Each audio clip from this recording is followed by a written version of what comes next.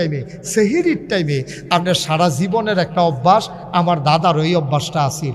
আমরা দাদায় দেখতাম এই রোজার মাস আওয়ানোর আগে শফিক এই বড় বাজারও যাইতো গা, ওই 3 মিনিট 3.5 মিনিট গুড়ের আড়া ছিল, এটার আড়া কইতো গুড়ের, এটার ভিতরে এইরকম দানা দানা গুড় পাওয়া যাইতো, আইন গুড় কইতো, আইন গুড় যেমন তেমন ফলা হয়নি, জিব্বা টিপে আড়াইছিল, বার জিব্বা লাগছে খাইতে সময়।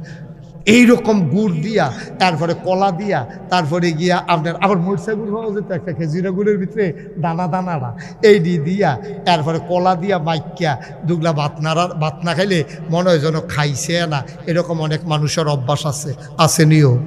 তারপরে কষালন দিয়া দুগলা ভাত খায়, এটা আবার সারা জীবনের অভ্যাস। সেহেরির টাইমে সবই এবারে খাইয়া টাইয়া সাইরা যেই মাত্র আজানের সময়ই আইতাছে, এবারে তাড়াতাড়ি কলা দিয়া গুড় দিয়া দুধ দিয়া বাইক্যা নলারা মনে করছে তাড়াতাড়ি ফাত্তা কটা নলা দিয়া মাইকালে নরম করিয়া অহন্ত গড় করে ভিতরে যাবো, সাবান ধর লাগতো না।